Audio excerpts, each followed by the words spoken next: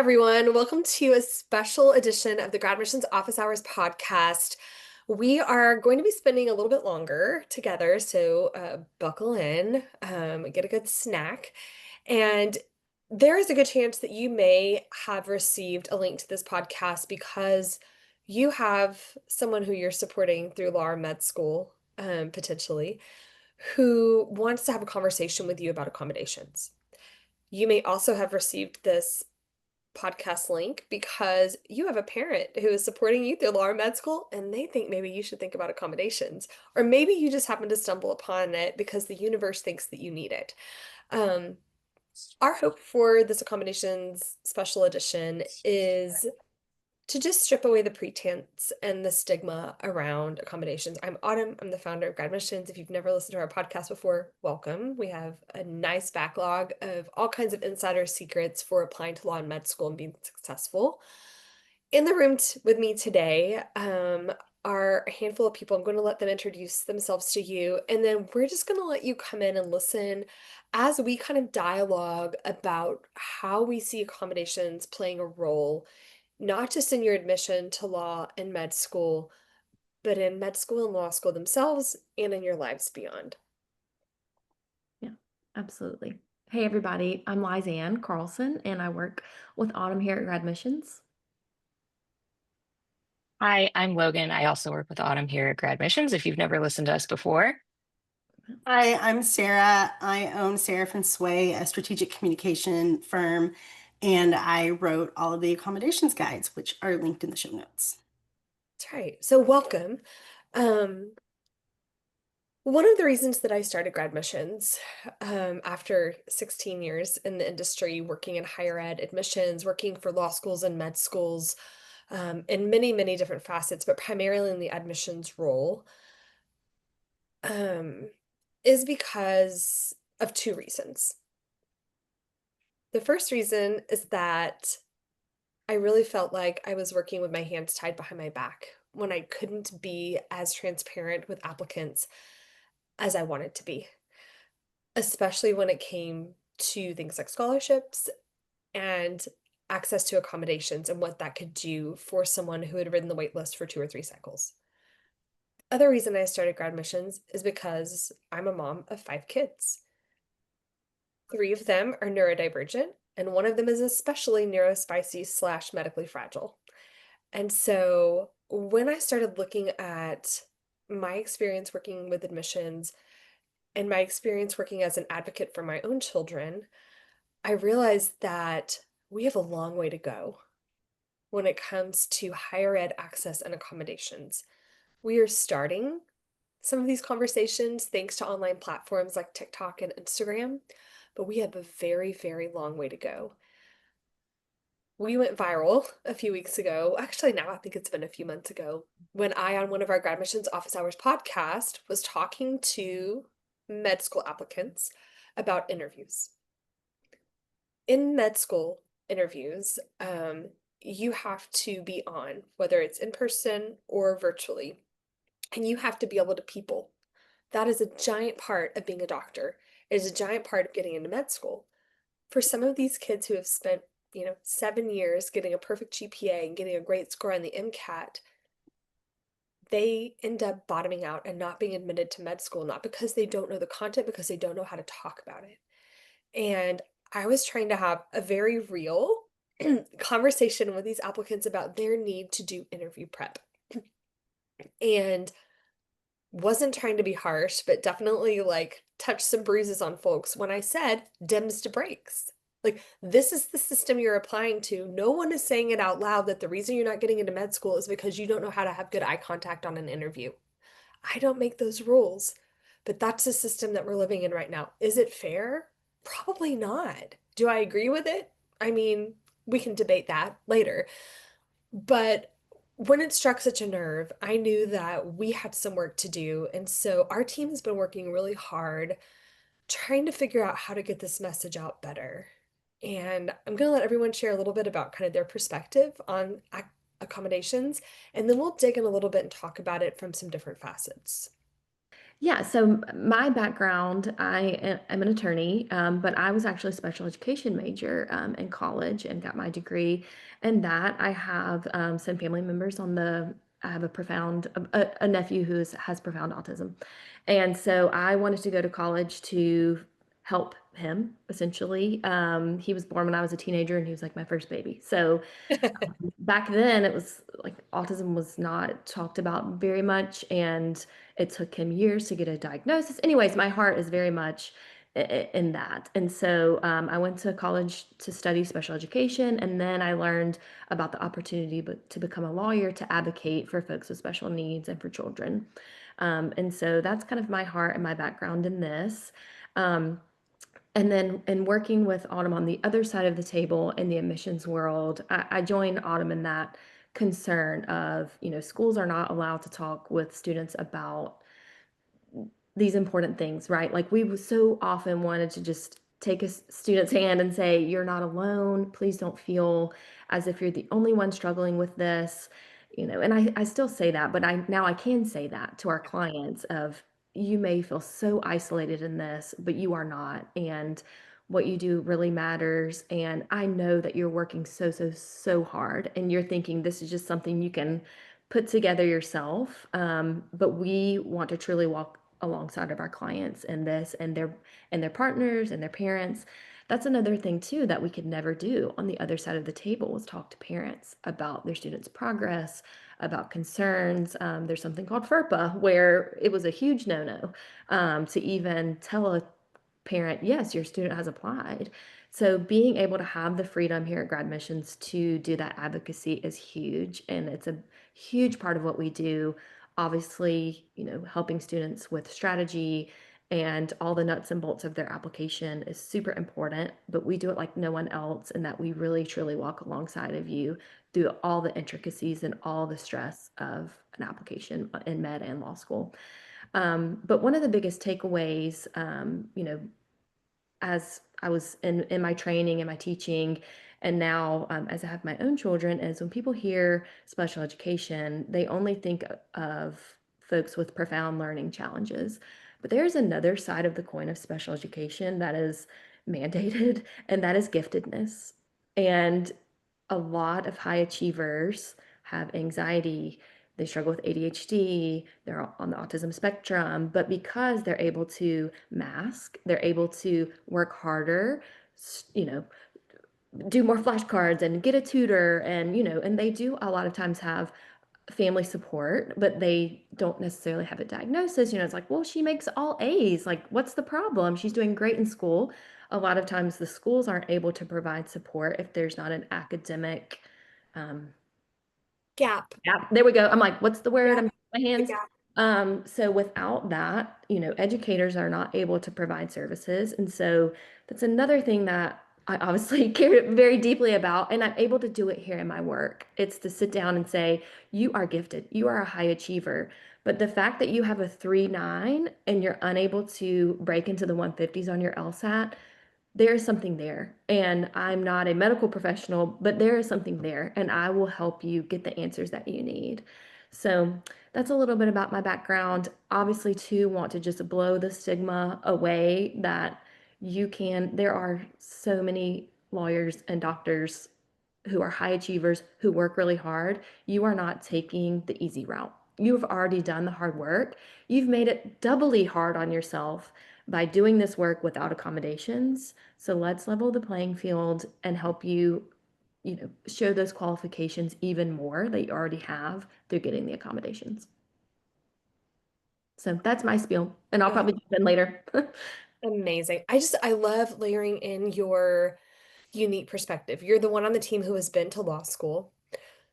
You are the person who has those deep-rooted understandings of both of those coins of being twice exceptional, right? When we say 2E, twice exceptional, that is gifted, but also you have some other things percolating underneath. It's your superpower, right? Um, Absolutely. Once I figured out how to get help and ask for help, and that's the thing. We never want to make it a burden on our clients to ask for help. We are here to help. Let us yes, help you. yes, yes. I'll just speak briefly about kind of my intersection with accommodations. in my career in higher education.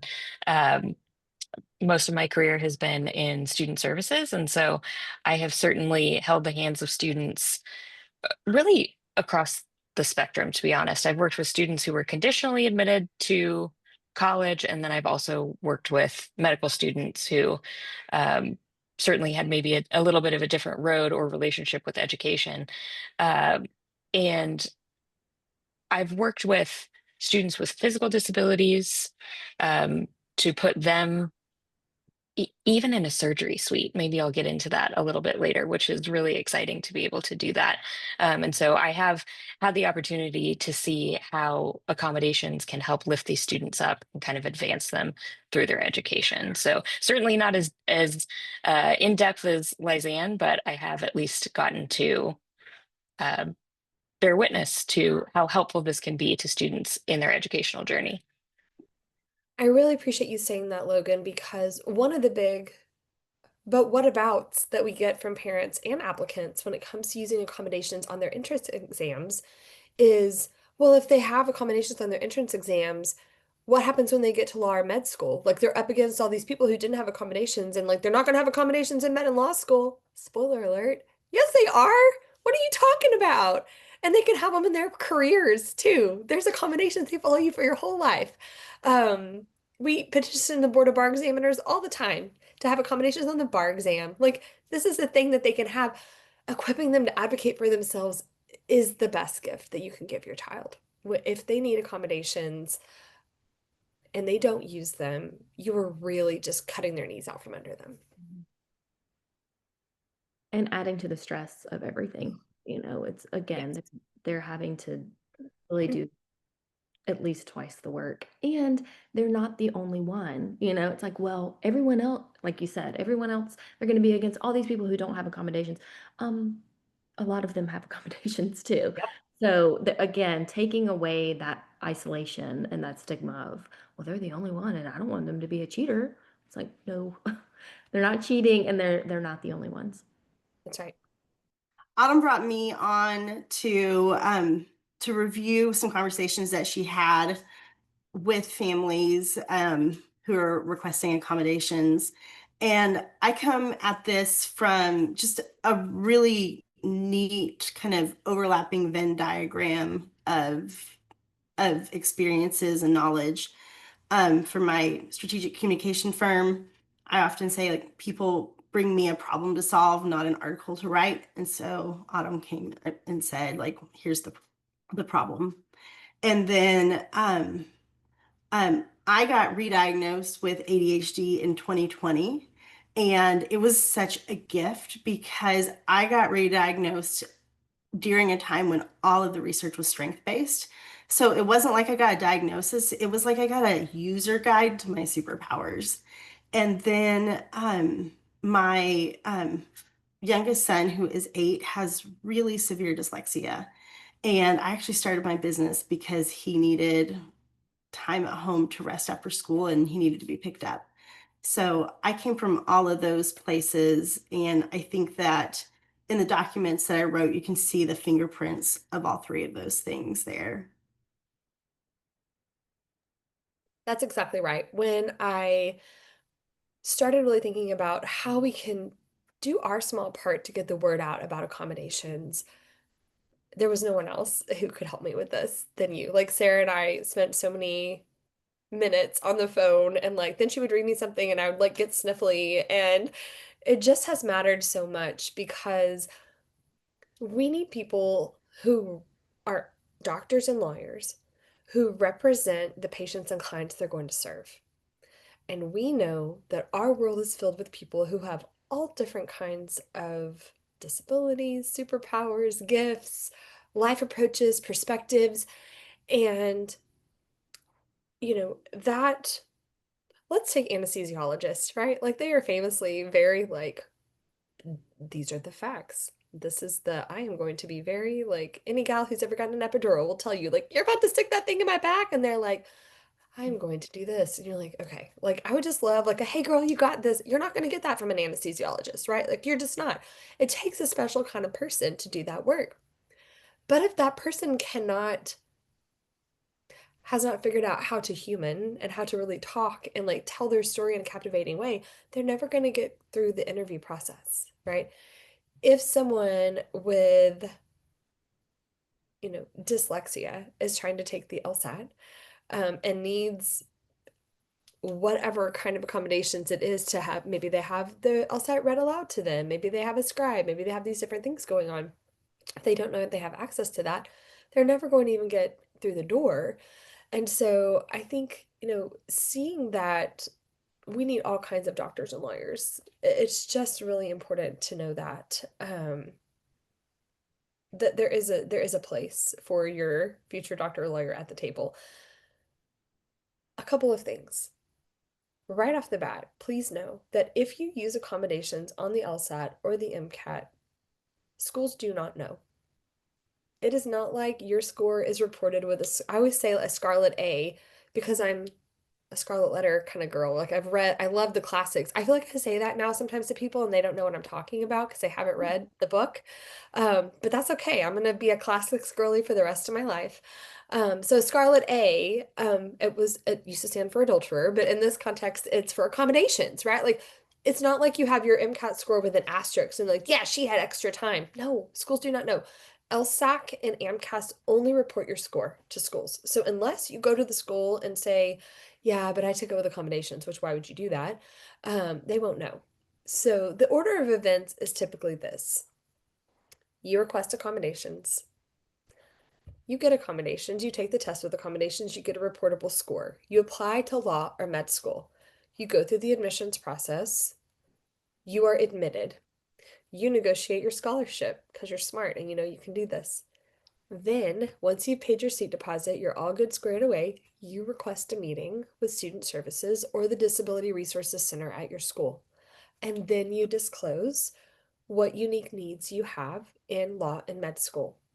Your job is to figure out what tools could be helpful to you. We happen to live in a day and age where large language models, right? Like this is a great use case for ChatGPT. Here are all my pain points when it comes to studying intense, dense text, when it comes to time tests, when it comes to whatever your pain points are with education. What accommodations could I request? And boy, like layer in the word ADA, your chat's going to have a field day helping you think of things. Some of the things may not be good for you. Maybe you're someone who overthinks answers and extra time actually isn't the best thing for you. Okay, then you don't have to leave what doesn't work for you, take what does.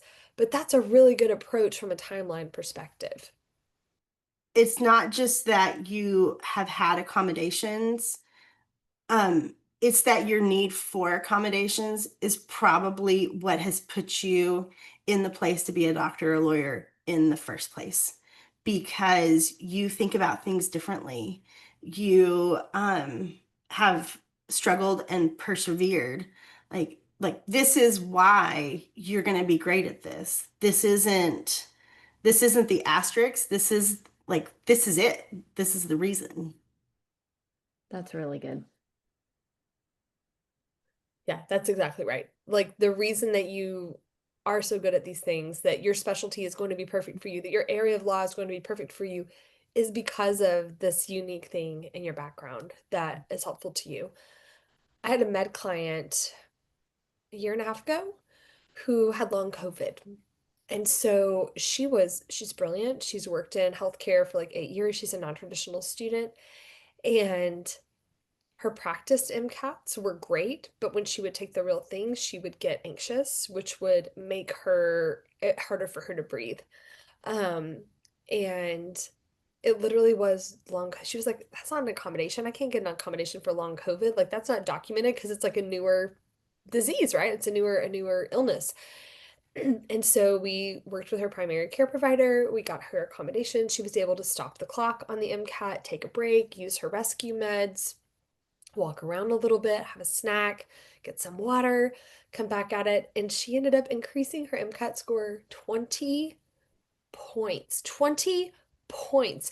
Not because she studied, she already had the content, she already knew how to do it. But that was the difference between her not going to med school at all or going to med school that she wasn't going to be proud of and going to a tier one research university. She wants to study cardiovascular health. Like she is committed to finding a solution to long COVID and its impact on the heart. She's going to change the world. And all it took was us getting her the ability to stop the clock and do a breathing rescue med. You know, like these are the kind of stories that we could sit around the campfire and tell you all day long. Um, I I think that's so brilliant that you brought that up, and so wise that you brought that up, Autumn, of this need for accommodations that's not rooted in neurodivergency, because it's something that we can feel that's tangible. When I was working on these guides for you, I started like researching all the different types of accommodations that one might need, and I got to the broken arm, and it was just like, well, yeah, yeah. I mean, your like dominant arm's broken. It's really hard to like write an essay. It's really hard to use the computer. It's going to take longer. It's going to hurt. You're going to need a break. You're going to need to like move your shoulder. Um, like obviously, obviously, yeah, like it makes complete sense. And and so when we refer like I think like I would just challenge students or parents who feel um worried about any sort of stigma of applying for accommodations to think about it like a broken arm. Think about it like long COVID. And I think it's probably because those things don't have a stigma attached, Right. you know? And so people are like, oh, well, of course, because of that. And, I've talked about this in the past when it comes to mental health. If you're a diabetic, you would take insulin because it's going to keep you alive. If you're a person who's battling depression, like getting a therapy or using an SSRI it's the same thing. Like it is an illness that you need help for. So that's a different soapbox. That's a different podcast for a different day. But I do think that getting out of your own way or getting out of your student's way um, can be really freeing. I also want to talk to those parents who maybe feel like we're holding a mirror up to them a little bit right now, and it feels a little uncomfortable. Your child has made it this far, and maybe you have never realized that they needed accommodations, and you may be feeling a little bit of guilt. And I understand that. I am an education major. Early childhood education was what I studied in undergrad, and have worked with all kinds of children from, gifted to, English language learners to children with disabilities. And when I had my second child, um, I had a girl first, and she was like the quintessential firstborn. And then I had a secondborn who was a live wire. And everyone was like, yeah, that's boys and girls. That's just boys and girls for you. And even my pediatrician, she was like, oh, you're just used to girls. But like in my mom heart, I always knew like there's something off. There's something off. And he was um I thought I was a great parent until I had him. And then I was like, oh, this actually has nothing to do with me. Like he humbled me. Like I used to be kind of judgy, like look at other people. Look at that kid having a meltdown. Like my daughter and I would be like, can you believe that kid? Like that was us. We were very judgy. And then karma came in the form of number two, who I love. He's precious. But when he was 5, we'd been seeing a family therapist, we started seeing a family therapist. And I said, I just need help. Like I'm not communicating well. Like we need help in equipping. And this family therapist had been in the industry for like 20 years. She'd worked with Head Start. She had seen some stuff, y'all. And she spent 3 minutes with my child, and she came out into the hallway and she said, you need to get a neurologist. There's something neurological going on. And my heart sunk, and I was like, oh my gosh, my baby's sick. Like, what's wrong? He was healthy. He was hitting all his milestones. He was just ornery, y'all. He was so ornery. And just seemed to have some kind of disconnects. And so we went to a neurologist, and they ordered as like a sleep deprived EEG.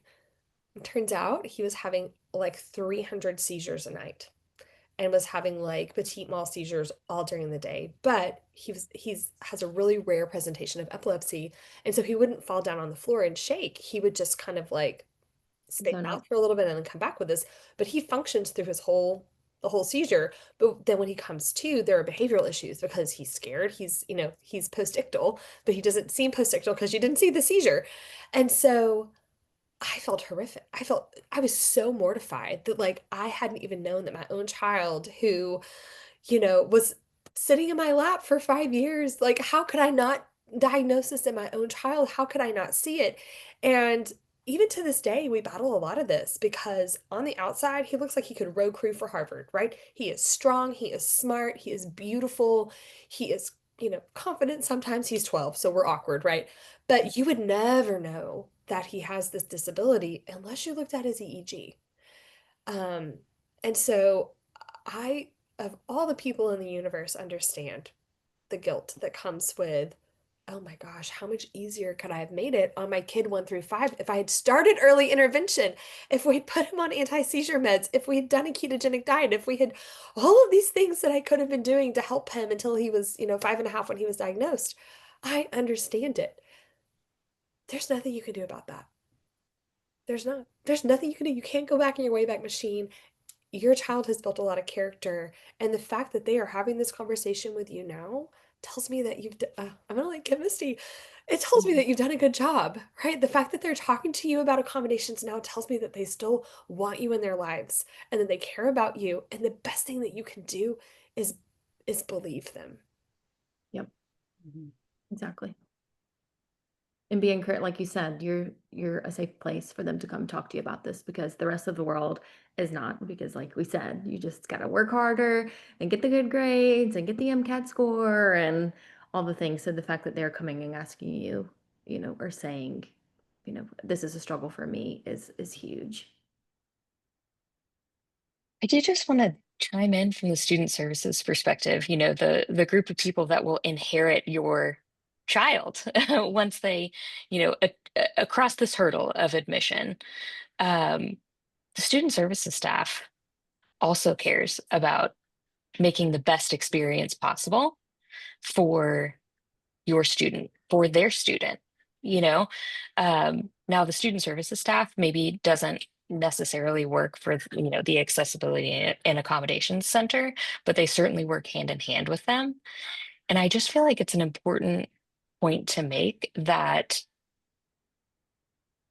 the university and specifically the student services staff will seek any and all reasonable accommodation to make sure that your student has a an equitable experience to any other student. I mentioned, a student getting access to the surgical suite, even in a wheelchair. You can imagine, not all of us have been in a surgical suite, I'm sure, thankfully, but it's tight quarters. There isn't a whole lot of room for extra. But I know the student services staff that I worked on, we got it's also a sterile environment. And so we got covers for the wheels, for that student to be able to go into the surgical suite. We had another student who had a service dog. You can also imagine, while we all love dogs, perhaps not the exact environment you might imagine a dog in, but certainly there were accommodations to be made for that student to make sure they had an equitable experience in that environment.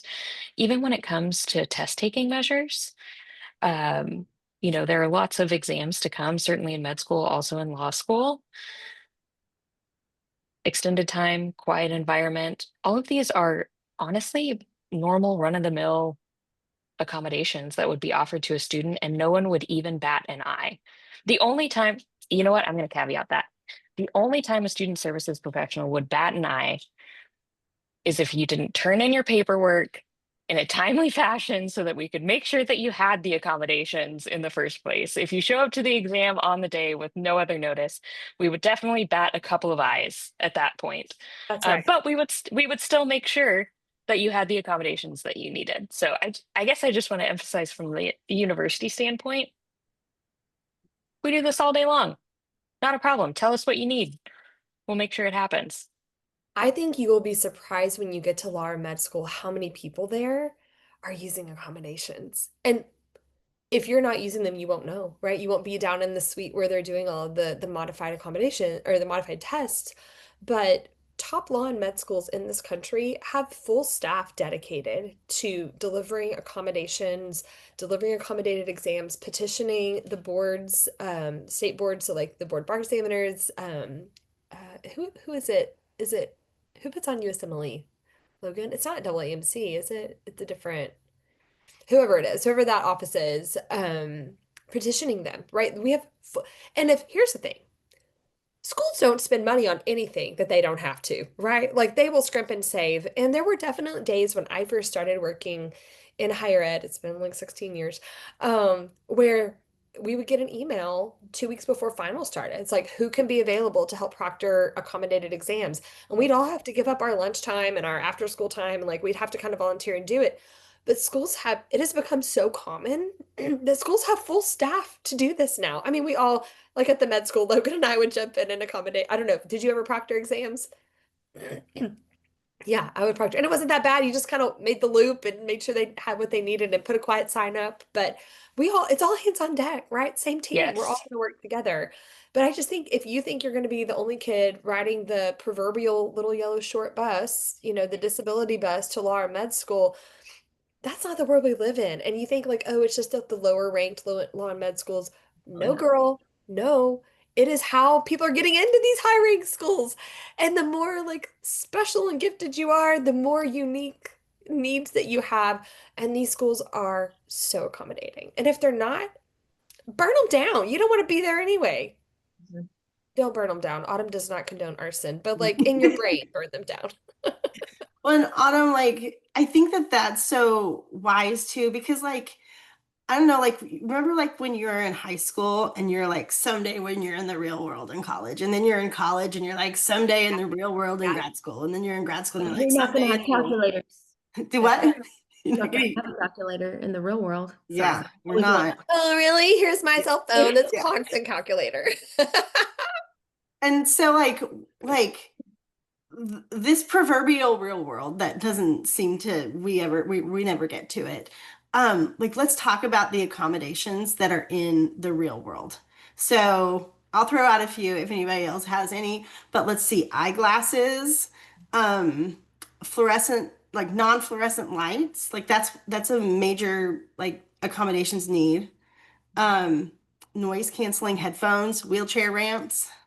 Working remotely, like there's so much. I think, just I'm talking about my most recent life experience, like postpartum, right? For the first 2 years of that baby's life, you have so many accommodations that you can be a part of, right? Like that you can take part, you can work from home as long as it's reasonable, right? As long as you're still getting the work done. Now, there are some professions where that doesn't quite work, but there are accommodations even within um those high stakes jobs. So yeah, and you will be able to create the world. Like this real world, um, you get to build it. Like none of this is real. We're all just making it up. So like find the segment that works for you.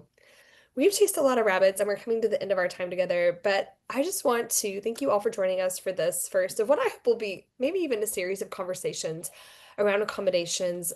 I'd love to talk more about what it looks like, um, as a summer associate, as a resident. What does this look like when you have neurodivergence? But the best thing that you can do, first of all, is just admit that accommodations can be helpful for you if that's something that you're interested in and figure out what works for you. Like your job is to figure out how you can be best served, what your pain points are, and how to best alleviate them. If you have questions, I offer free 20-minute application strategy calls. It is not uncommon for a person to book that call and we spend the whole 20 minutes talking about accommodations. Great. That's my favorite thing to talk about. Let's do it, other than tempering chocolate, right? So if you want to temper chocolate or you want to request accommodations, I'm your girl. We can talk about what that means in the broader space of your application and your journey to being a lawyer or a doctor, but it doesn't have to be a hindrance. It really does not.